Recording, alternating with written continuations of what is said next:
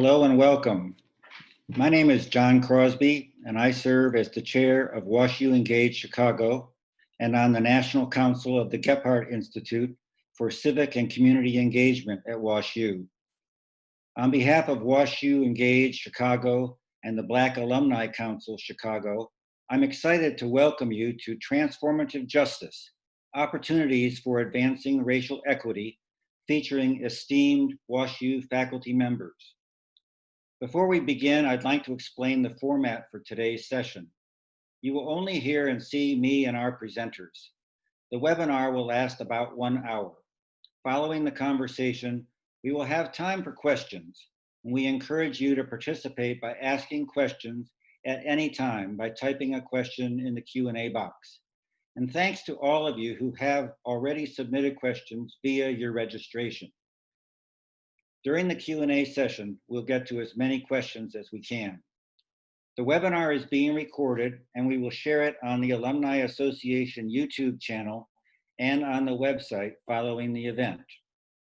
It is now my pleasure to introduce and welcome Adrian Davis, the William Van Cleve Professor of Law, Vice Provost, and the founding director of the Center for the Study of Race, Ethnicity, and Equity at WashU. She holds courtesy academic appointments in the departments of African and African American Studies, History, Sociology, and Women, Gender, and Sexuality Studies, all in the School of Arts and Sciences. Davis is a graduate of Yale University and Yale Law School, where she served on the executive committee of the Yale Law Journal. Davis joined the law faculty at WashU in January 2008 and was appointed Vice Provost in January 2011. As Vice Provost, Davis focuses on faculty affairs, including advancing scholarly and career development, developing supporting policies, and enhancing faculty diversity. She consults and collaborates closely with the university's schools, managing a suite of programs from the Office of the Provost and chairing key searches for the next generation of university leaders. From 2015 until 2017, she chaired the university's Commission on Diversity and Inclusion, which was charged with designing a university-wide plan for diversity. She also works closely with other stakeholders at the university on a range of institutional policies, initiatives, and programs, including ones that support students and staff. Please join me in welcoming Adrian Davis. Thank you, John, and it's wonderful to see you again. It was great to see you in Chicago a few years.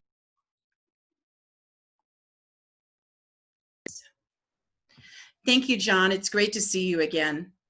Can you all hear me? Great. Yes. The Zoom says I'm muted, but I feel like I could hear myself.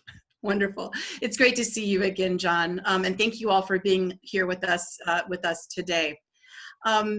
This is, as we all know, I think the challenges that we're going to talk about today are some of the most important ones confronting our nation. And we're going to talk about police brutality and how the nation can move towards a more equitable policing infrastructure, and also about racial violence and Washington University's role in studying and addressing these issues more broadly. I think I speak for many of us on this call, on this Zoom today, when I say that this moment feels historic in our lifetimes, and it's something that is affecting all of us. I'm joined today by 3 esteemed faculty members, all in the College of Arts and Sciences. One of the things that our chancellor is committed to doing is to going out and hiring the very best faculty who are working on these issues from around the world. And the 3 folks I'm about to introduce you to are 3 of those global stars: David Cunningham, Hedy Lee, and Geoff Ward. David is the chair of the sociology department. Hedy is professor of sociology and associate director of the Center for the Study of Race, Ethnicity, and Equity. Geoff is also associate director of the Center for the Study of Race, Ethnicity, and Equity, and is a professor of African and African American Studies. Alongside their individual research pursuits, our 3 panelists also are engaged in a collective research project that examines the legacies of racial violence in African American communities. So I want to get to them and have them have them get us started here. And I want to invite the three of you to each talk about, share a little bit about your own research at Washington University and how you are engaging with this current social movement for equitable policing, police accountability, and racial justice more broadly.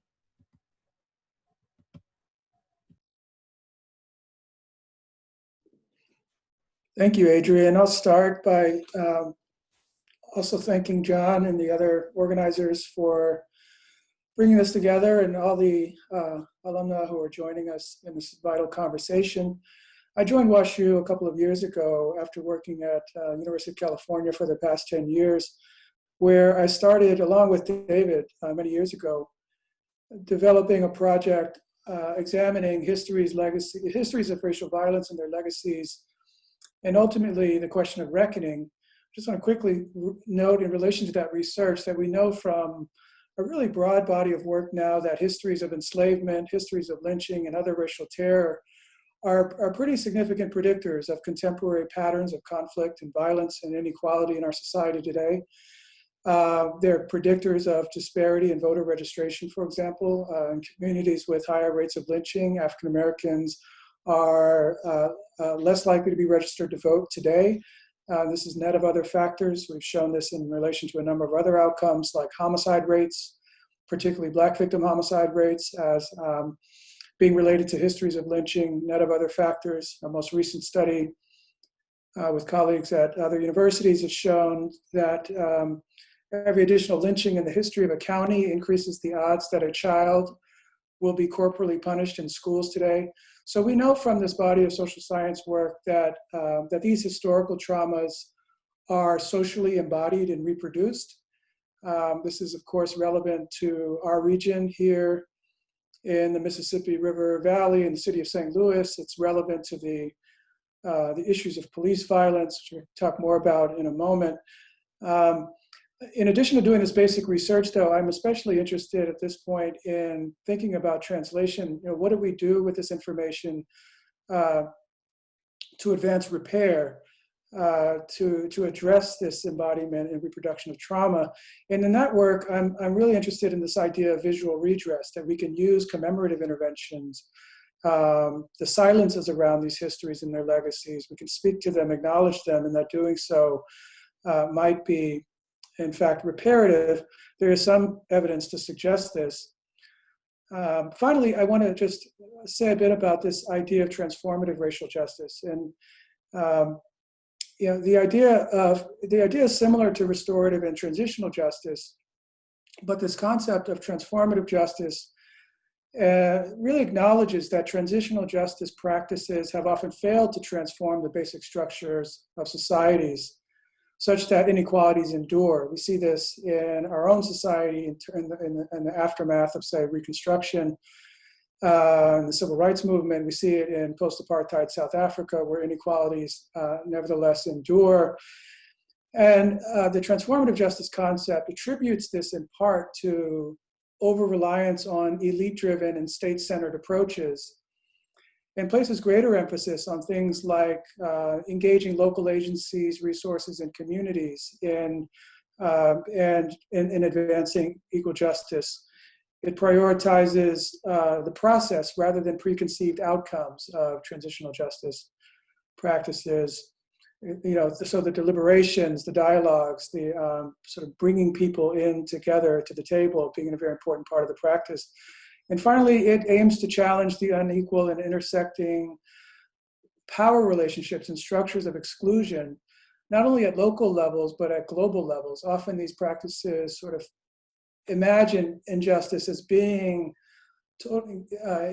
exclusively locally organized, but we know we are in a global society where so many of the challenges we face have local, national, and even global dimensions. Ultimately, the idea is that we cannot truly achieve equal justice with modest reform efforts we're most comfortable with, and that we need to work on transformative change. Thanks, Geoff. I'll follow after you. So again, my name is Hedy Lee, and I'm a sociologist, but I'm also a demographer, which means that I spend a lot of time documenting disparities across race, ethnicity. I focus a lot of my work on health and the intersections between health and the criminal justice system. So some of the work I've done has documented racial disparities in deaths at the hands of police. So my work shows that 1 in 1,000 Black men and boys should expect to be killed at the hands of police based on current data available. But in addition to sort of documenting this work, my hope is to help to show that police violence and other forms of criminal justice contact are not just criminal justice policy issues, but they're also health policy issues, and they relate to other dimensions of policy and practice across the country. And so that's the kind of work that I try to do, to try to align sort of these kinds of conversations, so that when we start thinking about policy platforms and moving forward, that we don't think about these things as siloed issues. If we want to be transformative, as Geoff has talked about, we need to be thinking about education policy and criminal justice policy and economic policy in together. And a lot of the, I think, movements that are bringing up platforms right now are also making similar arguments, and my work sort of reflects that. And so I'm going to stop there because I know we have a lot of other questions, but yes, policing policy is health policy. Thank you, Hedy. I like that. You said policing policy is health policy. I like that. Thank you. David, what about you? Yeah, I like that as well. Thank you, Hedy, and thank you, Geoff.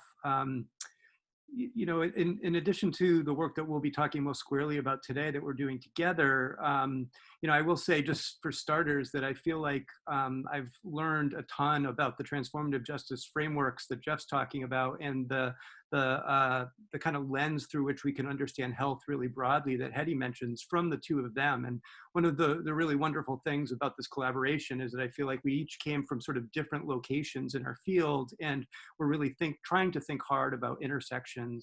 And my particular area that I've come from focuses predominantly on social movements.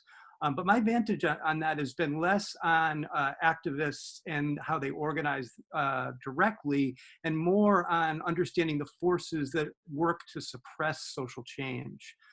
So the police certainly fall into that camp when we think about the policing of protest in a direct way and in a broader sense. And I'll say just briefly, the very first piece of research I ever published focused on FBI's counterintelligence efforts in the 1960s against the KKK, as well as a range of left-wing protest groups, including the civil rights movement, anti-war movement, campus-based protest. And I was interested in this kind of paradox where the FBI seemed least concerned with suppressing the KKK, but at the same time, they were most effective in their efforts against the Klan. So I was trying to figure out that puzzle. And you know what that really comes down to in a lot of ways is the significant overlap that FBI agents had with the Klan in terms of worldview, meaning they understood where the Klan was coming from. And the Klan saw themselves in some ways as trying to maintain certain aspects of the status quo. And so the FBI was incredibly effective at developing informants within the Klan and understanding what their points of vulnerability were. And I'll say after that work, about a dozen years ago, I kind of pivoted to focus more squarely on organized white supremacy, groups like the Klan and other hate groups. But over the last year, I've been really trying to pivot back to this work because we certainly see really important and troubling analogs to what I was describing with the FBI. You know, if any of you saw Jamel Bouie's op-ed in the New York Times this morning, his column, it focused on what he referred to as the tacit support that police often demonstrate for white vigilantes. And so we've seen this most directly and troublingly recently in Kenosha in terms of what's ongoing there. But what I'm trying to do is understand the policing of protest and how that differs based on who it is being policed. Certainly we have a large body of work to think about in this vein when we think about the policing of crime. The policing of protest is important in the sense that oftentimes police are oriented to multiple groups all over the political spectrum simultaneously.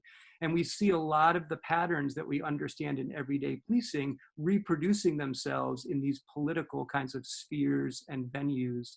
And so what I'm really interested in trying to do is understand the broader organizational and systemic processes associated with policing that get to the point where within a particular moment of action, certain sorts of decisions are made. So I'm really interested in where those foundations are laid and the sort of asymmetry with which the police orient to different groups and how they view them before they even arrive in these spaces. So, you know, I'm hoping that by doing that, we can both better understand racist mobilization and how to suppress it, but also try to understand the general processes through which racially disparate policing emerges. Thank you all. That is very helpful. I think that what I really appreciate about all of your work is how it's demonstrating, I think, the complexity of diagnosing the problem of racial violence, both police violence or state violence, but also violence that's committed by private citizens, often who are acting under color of state law. And I think it also cues us towards beginning to understand the myriad institutions that are implicated when we talk about policing or racial violence as systemic or structural. People often say, what does that mean? You know, why isn't this just a few bad people we got to root out, right? But you're really showing us how it's systemic, structural, and historic. And that in turn helps us understand, I think, why we need broad-ranging, deep strategies for combating it. So thinking for a moment about this social movement that we are clearly in the middle of, you know, we hear people on the one hand acknowledging the decades of hard work that has led us to this current social movement. At the same time, there's a sense that this current movement is different. Does this ring true for the three of you? And if so, how do you explain it?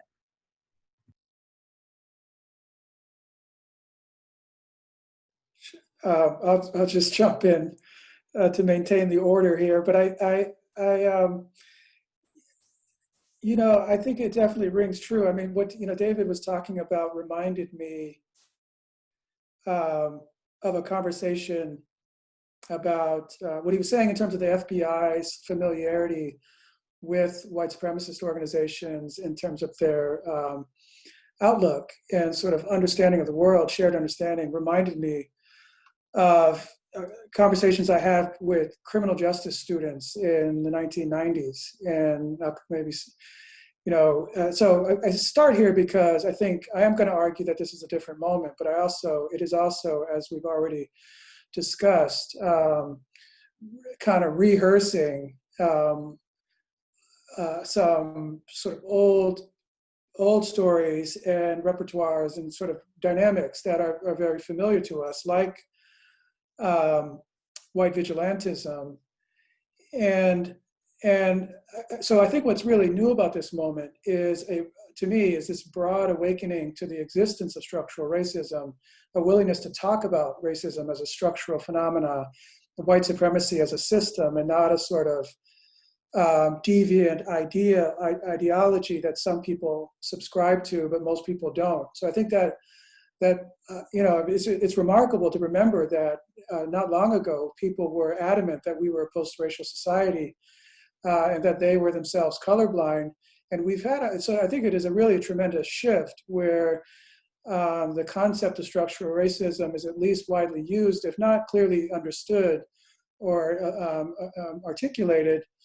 And just to kind of go back to the point about this student and the depth of the problem we face, I remember my first job was in a college of criminal justice, out of which many people who aspire to be police officers, particularly federal, but also state and local, out of which those graduates often come. And this was shortly after 9/11. I was teaching a class on race and ethnicity, and I asked my students if the society should preemptively incarcerate known white supremacists in anticipation of their, given their threat to engage in racial terror, as we were then doing with people suspected of, you know, involvement in Islamic extremism and so forth, you know, related terrorists, you know, who are threatening in that respect.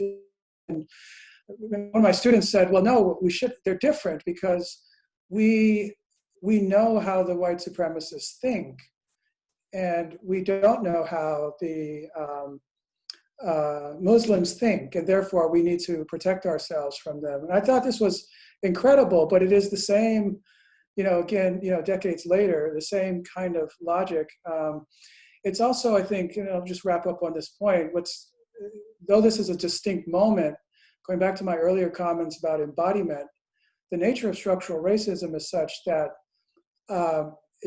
these logics even about sort of what it means to be safe, and this is also related to Hedy's points, what it means to be safe, the sort of obsession with security. I mean, I was watching a deodorant commercial yesterday where the deodorant was going to protect you. I mean, our culture is so deeply riddled with this sort of politics of fear, which are incredibly racialized, that though we're at a new moment, I think culturally, our understanding of the depth of this structural problem and our willingness to grapple with it, I think, is less clear.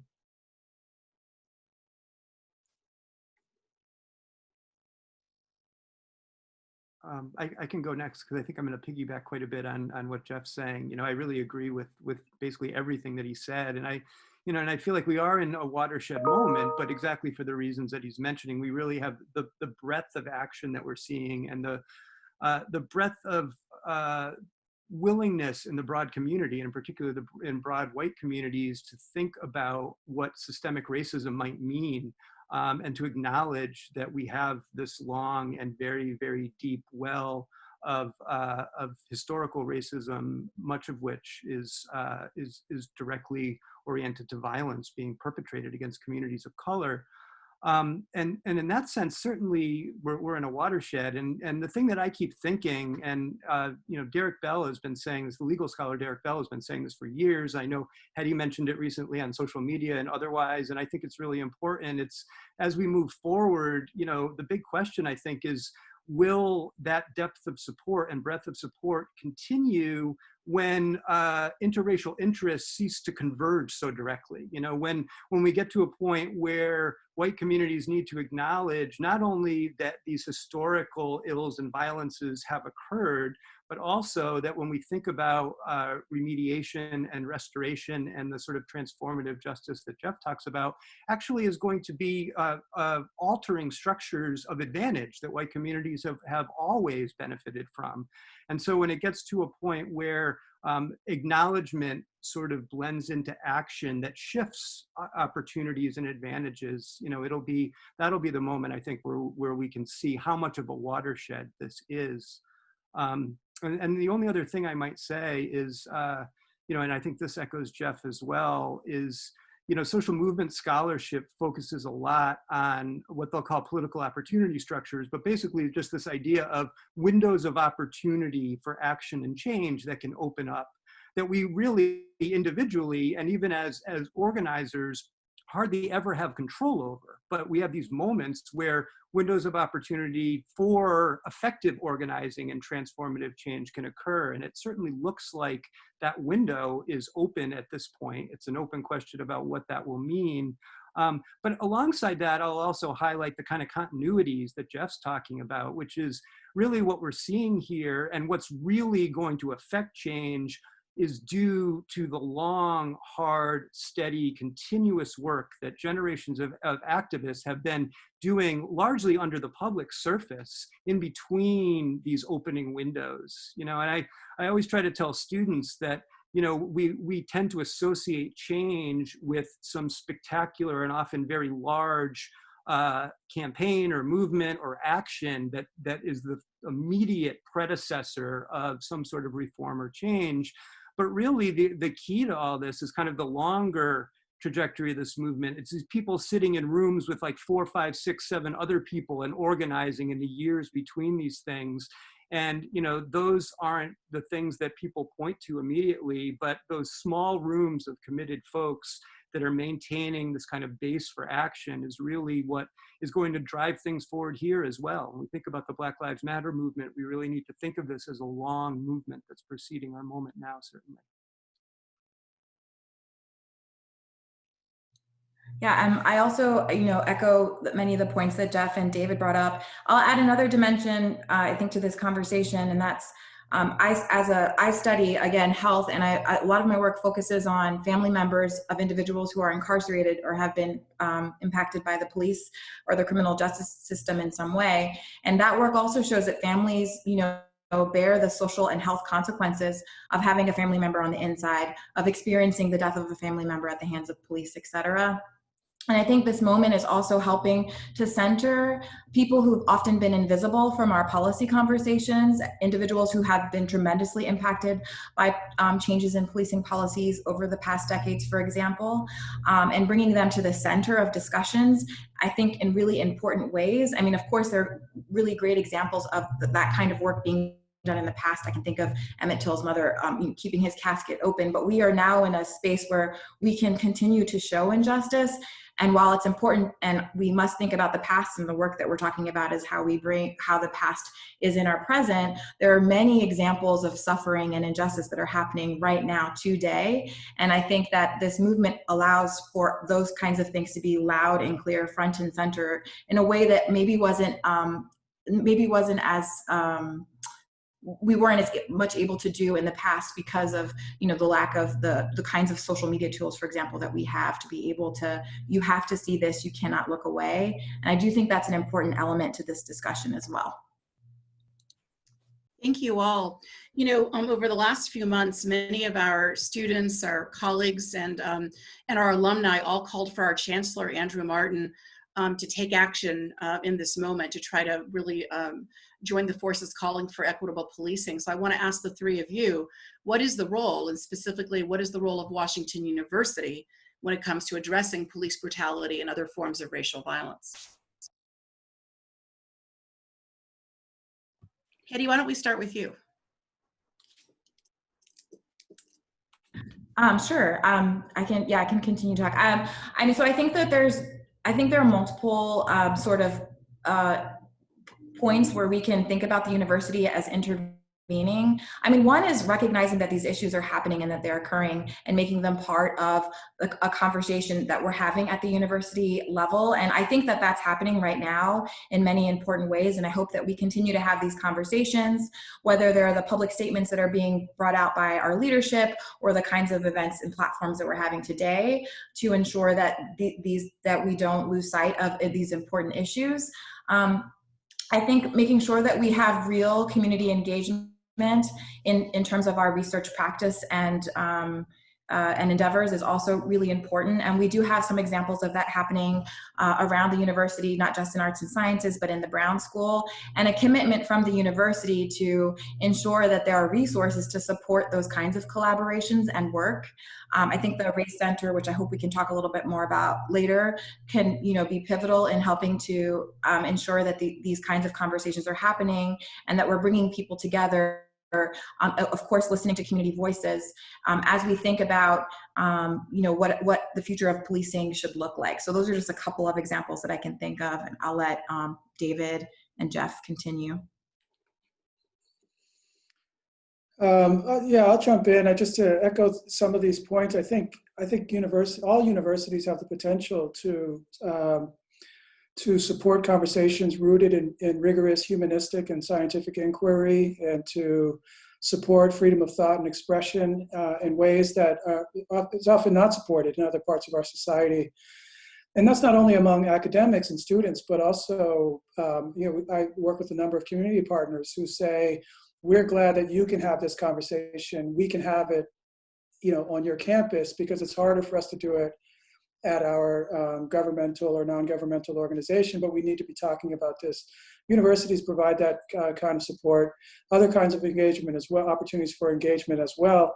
I think Washington University is distinguishing itself as a really a leading center for this kind of engagement, thanks to the aggressive recruitment of scholars doing critical work on race and ethnicity, the launch of the Center for the Study of Race, Ethnicity, and Equity, and other initiatives are really positioning us to contribute even more to these, both understanding these issues and addressing them. I also have to stress that colleges and universities have often failed to channel their resources and opportunities into critical engagement with race and the effort to advance equal justice. So it's by no means a given that universities are contributing positively in this way. And I think many are, in fact, doing the opposite. I mentioned that I started my career teaching in criminology and justice studies. You know, these fields grew dramatically alongside the wars on crime and drugs, late 1970s up to today, as tax dollars poured into policing, courts, and prisons, and also fueled by the corresponding sort of popular culture turns like cop shows and Law and Order A through Z, et cetera, which generated this tremendous interest among young people in being a part of the criminal legal system and protecting society and so forth. And yet these departments and programs typically do not include race scholars and almost never require students to study race and ethnicity, making these optional, which many students opt out of given how uncomfortable they often are talking about these issues. And this notwithstanding how central these issues are to the idea and practice of justice in the United States and the problem of equal justice. So I grew increasingly frustrated with this failure. And I think part of what we're dealing with today is, in terms of over-policing and under-protection, and not only in terms of police departments, but courts and prisons, is in some ways attributable to the failure of our educational institutions to produce a citizenry that thinks deeply and critically about these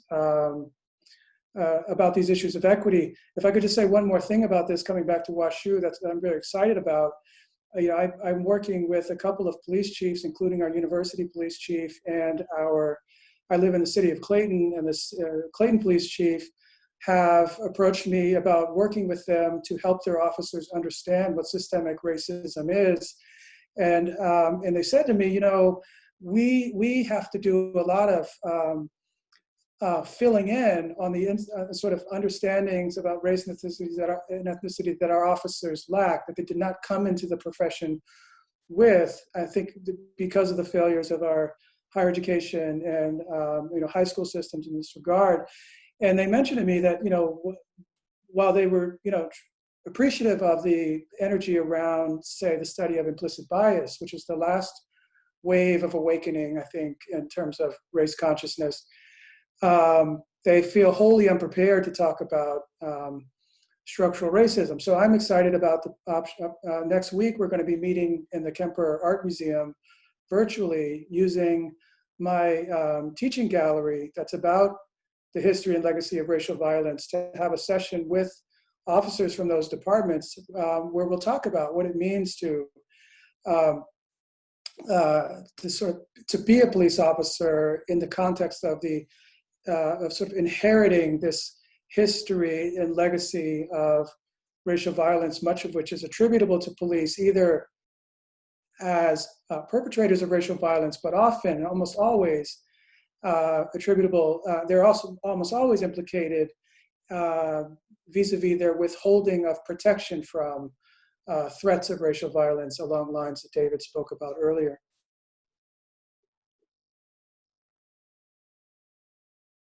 Great. Well, I'll echo a lot of the broader themes that both Hedy and Geoff have mentioned. You know, and I think, and kind of both sides of that coin, where, you know, on campus, when we think about our work with students and otherwise, you know, it certainly we would want to say that a racial justice lens should really inform much more of what we do in terms of the breadth of work that we do on campus and span different disciplines and traditions. But also speaking to some of the challenges that Geoff's mentioning. You know, there are reasons, and in a related context, Geoff said something last week that's really important, is that the way in which avoidance of a lot of these issues are sort of baked into the traditions and histories and trajectories of many disciplines. And when we start to understand that, we start realizing that, you know, this isn't the sort of thing where, you know, you can schedule some webinars and get people up to speed about how they transform their teaching and thinking about the history of their discipline. but it ideally is a starting point and a foundation for people being aware of those blind spots, and oftentimes willful blind spots, and moving in a direction that tries to break down a lot of the things that we were trained to do as taken for granted aspects of our disciplines. So I would hope that on campus we can work in that direction. But also, you know, as Geoff's talking about his work with police chiefs, and Hedy talks about her work with incarcerated persons, I also would highlight a lot of the things that WashU does do and could do more fully around broader communities that are most impacted by a lot of these issues. And one of those that all three of us have been involved in is Washington University's Prison Education Project, which is a degree granting program and really seeks to work with those who are most directly impacted by the inequities in the criminal legal system that we've been talking about today. And really, in a productive way, places the resources and energy of the university in spaces which it can work to directly and positively address some of these core problems. And so, you know, I would hope that we can give a dozen other examples of the ways in which WashU tries to think outside of its walls to engage with these broader communities. But that's one example of really seeking particular points of intervention that relate to the impacts of a lot of these issues historically and today. Thank you. So we all of us, we agreed that we wanted to leave a lot of time for Q&A, but I think we would be remiss if we didn't tell people that the university's new Center for the Study of Race, Ethnicity, and Equity just went live, just turned the lights on within the last hour. So there's our website, and I put our link into the chat so anyone can visit us if you want to see what we're what we are up to. But I want to just ask us if we could maybe share with people a little bit about our collective excitement about this. When the chancellor, our new chancellor, decided to announce the Center for the Study of Race, Ethnicity, and Equity, which we call CRE2, he announced it as his first academic initiative last year. And he said, you know, this is really a fundamental part of wanting to not only to really drive forward the thinking, the research, the policy making, the thought influencing on race and racial equity and racial justice, but it's also a part of our investment in our standing of being not only Washington University in St. Louis, but Washington University for St. Louis, and really thinking about how our very, very deep research infrastructure and all of our energy can help partner with St. Louis in becoming a model for an equitable urban future, you know, not only in the United States, but across the world. And it's something that we all have as an aspiration for the center, for the CRE2. So if you each could share maybe just one thing that you have an ambition for the center being able to intervene or help or do, maybe we could do that, and then we'll turn to the questions. I can start. I just want to echo my excitement for this center. I'm really excited to be able to lead and work with Geoff and Adrian and our other associate directors in sort of building the center. We've had a really great experience. You know, the study of race and ethnicity is central and critical. It always has been, and it's only becoming more relevant, as you can tell from this conversation. And I'm excited about many dimensions of the center, including our deep commitment to doing research across disciplines in schools, working with the School of Medicine, Engineering, Arts and Sciences, Business School, Brown School. We're going to be doing this work together. And to me, that's inspiring and exciting, because I know that's the way you get the best research done. But since we're talking about transformation, one thing I wanted to talk about too that I'm really excited about is our connection to the arts and the work we're going to be doing also with individuals who are thinking about transformative change, using design and practice in that way to affect change. And so I'm really excited about, not only are we thinking about, you know, understanding social problems better, but we're also thinking about solutions, and also utilizing the amazing amount of talent in terms of activism and artistry that St. Louis has to offer to create models for change that are inclusive of everyone. And so I'm really excited about that dimension of the center. So please stay tuned. Please go to our website. Please follow us on Twitter. And all of us, all of the director and the associate directors are on Twitter. And we would love your feedback and engagement on these topics and ideas, not just for St. Louis, but for the rest of the country and the world. So thanks. Geoff, what about you? What do you think? I'm excited about a lot of things regarding the center. I guess the one thing I'd emphasize is that academic institutions often, because of the way they're structured, don't do a good job of connecting people and ideas. And so there's a lot of inefficiency, I think, in the way universities can often work, insofar as people are working across fields on similar sorts of questions, but aren't in dialogue with each other, aren't visible with each other. One unit invites, say, a speaker to a campus, or is partnering with a community organization, and students and faculty in other parts of the campus would be thrilled to know about that and potentially participate, don't, because of the sort of silos that sometimes exist on campuses. So what I'm really excited about with regard to the center is that it will help to, on the one hand, kind of showcase the work that's happening across the schools of Washington University around race, ethnicity, and equity. And it will also help to make that work more collectively engaged, and therefore I think more visible and useful and impactful ultimately than it would be if not intentionally integrated in the way that the center can facilitate. Just to give one last example of this, the alumni. Real quick, because we're at almost quarter of. Yeah, I hear from people often that they'd like to work with WashU faculty, and they don't know they're working with WashU faculty on issues related to race and ethnicity because it's not visible. And so the center can make those kinds of engagements more visible in important ways. You know, Geoff and Hedy, it's been great working with both of you to get the center up and running. And David, as chair of sociology, you know, we definitely see sociology as a core partner. What's one thing that you're excited about to see, you know, this with the center? Well, I think it's really at the intersection of what Hedy and Geoff were talking about. I mean, we're excited both to have WashU really set an agenda for cutting edge work that is so core to what so many of our faculty are doing. So from the purview of the kinds of topics that we think are most important and pressing, to just have this base of support that is truly institutional and spanning the institution is so important. And then the other thing is about process. You know, Hedy talks about the wide range of both disciplines, but also kinds of work that we'd like to do, you know, thinking about art and design and all of these different modes of thinking. And, you know, I think these are really unconventional for a lot of universities and really, again, are on the cutting edge. I think it's aligned with our particular faculty. And again, to have a space where people are encouraging, promoting, and supporting that work is just invaluable. So I've been so excited to look at the work you've been doing all year. We're excited. Everyone visit our website.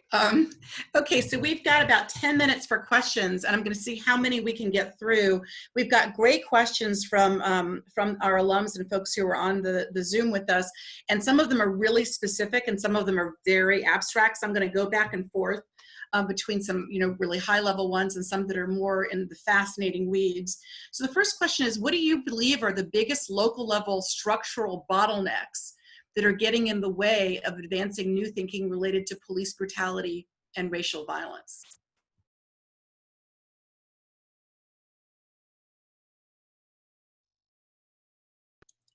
Oh, sorry, do you want to go, Geoff? No. Go ahead. Okay. I mean, so I'll quickly say, I mean, I think one structural bottleneck is that we're very siloed. I think discussions that are happening around police brutality are happening with very specific groups in very specific institutions that are often not in conversation with each other. So just going back to my prior point that policing is a public health issue, and what Geoff also said, that if we think about public safety, we need to sort of broaden what we mean by safety. I think COVID-19 has showed that very clearly. To be safe, you also must be healthy. And so I think one thing that needs to happen is that these conversations need to be happening with groups together, having communication across groups, including community groups, groups that are interested in criminal justice policy, groups that are interested in public health outcomes. They need to be doing this work together, and also that needs to be happening at the academic level too, because again, as Geoff mentioned, oftentimes groups are siloed, and so they're not having the kinds of conversations that can lead to research and practice that can inform the work that's going on outside of the university too. So that would be sort of my main kind of assessment.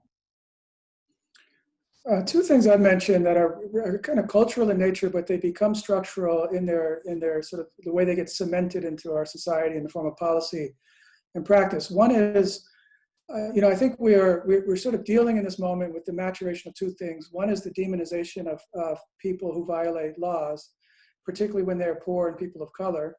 And this was born of the war on crime and drugs and the politicization of crime. We are decades into that now, and it's so built up in our culture that I think it is a huge obstacle to thinking differently about public safety. The flip side of that, I think, is the kind of hero worship of law enforcement. And police are heroes, police are the most courageous, police are the bravest. And this is not to disparage officers and to discount the courage it takes to put yourself in danger. But what it has done, I think, is kind of inoculate policing from the kinds of accountability we expect of every profession, and particularly state agencies that have the potential to limit, deprive us of liberty and even life. And so I think we need to kind of walk back both of those forms of extreme thinking about crime and justice if we are truly going to transform our justice system. And just really quickly along those lines, I mean, I find it really heartening to hear Geoff talk about, doing a virtual tour of his exhibit around historical racial violence with police officials, because it seems to me that we spend a lot of time trying to untangle these kinds of lines of continuity around historical violence. And what it really points to when we think about kind of structural bottlenecks are that change is not solely about thinking about personnel occupying particular roles, thinking about in the moment decisions that people are making, but also about a broader organizational process. And there's no way really to get to that unless people understand the depth to which this has occurred over time. And so, loosening up the resistance to understanding that history ideally will move beyond these kind of piecemeal reforms and thinking more holistically about broader process. Okay, I'm going to turn now to a much more technical, but really provocative question here. Do all police responses require the police to be armed? What % of responses do you all think weren't armed responses? 10%, half, more than that?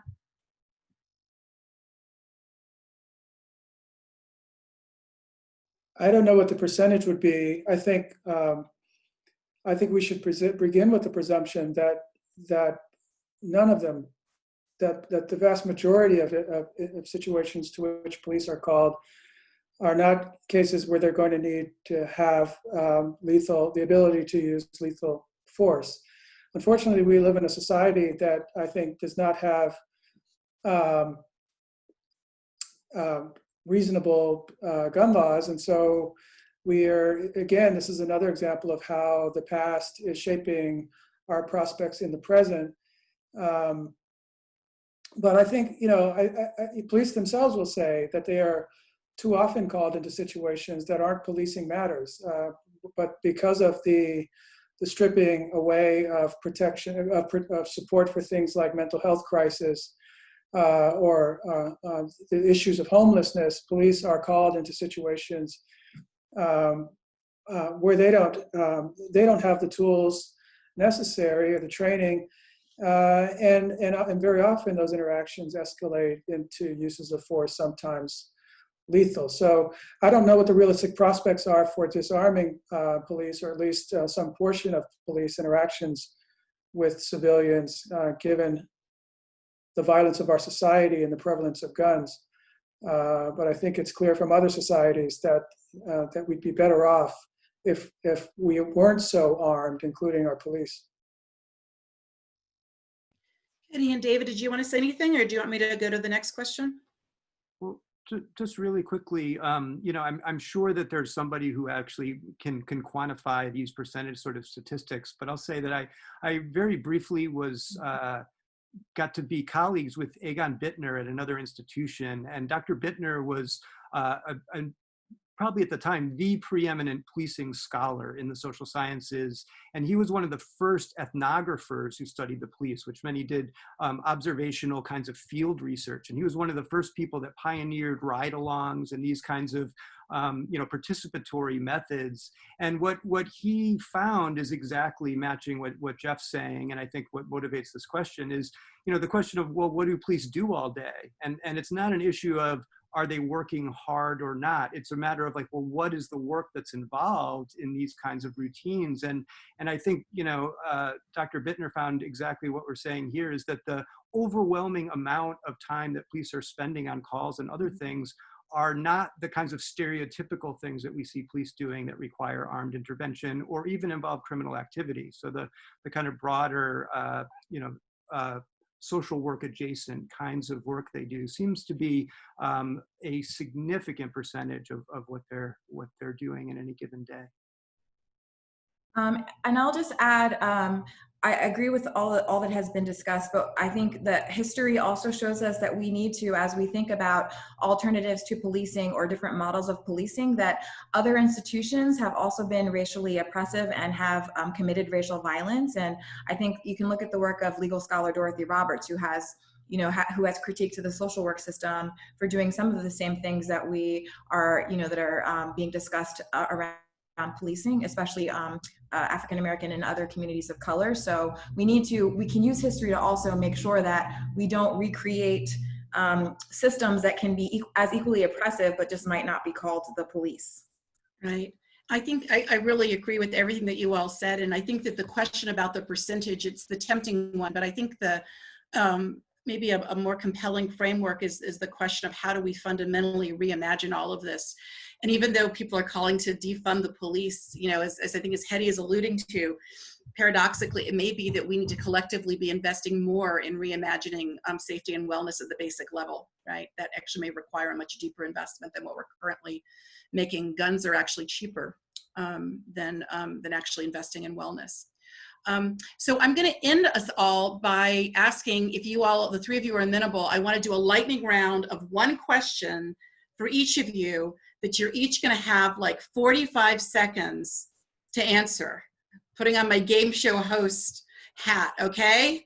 All right, I'm going to answer all three, and then the clock's I'm going to ask all three questions, and then the clock's going to start ticking, and you all can kind of take them in the order that you want to take them. So, Hedy, the question for you is, are you collaborating with the Institute for Public Health at Washington University to elevate mass incarceration as a social determinant of health, elevate understanding mass incarceration as a social determinant of health? David Cunningham, your question is, do you think that armed militias, which are absolutely terrifying, feel aligned with the police, and do the police feel aligned with them? Are the police trying to be fair in backing off from policing Black Lives Matter protests and militia counter-protesters? And Geoff Ward, your question is, what strategies for strengthening community police relations in light of the legacies of abuse and injustice, what strategies are worth considering? Okay, who wants to go first? And again, you each get 45 seconds. Hedy. I'll go first contestant. So I will say that I am just one of many amazing scholars at WashU who are thinking about the criminal justice system, who are thinking about mass incarceration and its links to health. I'm so glad you brought up IPH. I am affiliated with IPH and do work with them in multiple ways, and we hope to also partner with them with the Race Center. But yes, there are many people here who are trying to elevate the criminal justice system, or elevate ideas around the criminal justice system being linked to issues of public health and wellness. And I'm just one of many. So yes, and I think I'm good with the 45 seconds. You did it. Geoff or David, who wants to go next? I'll go next if you'd like, David. What strategies? Well, I think that there is a national effort to reconcile police and communities that I've been involved in, and there's a lot more to say about this, of course. But I think the one thing, the key strategy, is to begin with truth telling and bearing witness to truth. And I think we're not yet at that point. And this is why, discussions about things like deputizing civilians to engage in racist policing are important. I wrote a paper recently on white supremacist policing, both in terms of how police have engaged in racist violence, but also more often, I think, how they've withheld protection from that threat. And so acknowledging the depth of this problem, I think, is the only basis for engaging in repair and reconciliation. Oh my gosh. David, are you going to be able to do it? 45 seconds? I'm trying. The question of white militias are complicated because I think by and large, the dynamic that I described at the outset is true, meaning that a lot of these groups see themselves as supporting institutions like the police, but there are also other militias that are explicitly anti-state. And actually a historian around many of you in Chicago, the University of Chicago, named Kathleen Ballou, has written a really important book called Bring the War Home about this. But the idea is, I think in cases where militias are oriented to opposing the kinds of movements like Black Lives Matter that we see on the streets, then clearly there is a strong and demonstrated perceived alignment between them and police. And that doesn't necessarily hold for all militias, but is a predominant trend. Terrific. I'm just going to wrap up by saying that I hope that there are some, I've been around the country in the last few years and have gotten to meet some of the alums and some of the Elliott Society members. And I'm hoping that there's some of you on the Zoom with us right now. And if you have been to hear my talks, you've heard me talk about hiring fantastic colleagues who are working on race and issues of social inequity. And you just got to hear from 3 of, I think, our very best colleagues. Hopefully you've also seen that our chancellor has announced that we have committed to hiring 12 new faculty members working on race and ethnicity over the next 3 years, which we are extremely excited about. Thank you all so much. I'm going to turn things over to John. Well, Adrienne, Geoff, Hedy, David, thank you so much for participating in this event. On behalf of the 165,000 WashU alums around the country, I know they would join me in expressing how proud we are of your work, and we hope it continues. And I hope the center, Adrienne, can reach out to all the Black Alumni Council and WashU Engaged chapters around the country. I know we all would love to work with you and help you achieve your goals. And to all the WashU alums on the line, I want to thank you too for participating. We look forward to seeing you in future programs. And most importantly, I hope you will get engaged in your communities. We need your help. We're there to serve, and we'll stay tuned for upcoming WashU Engage events and Black Alumni Council events where we hope to see you there. Thank you, everybody. Stay safe and good health to all.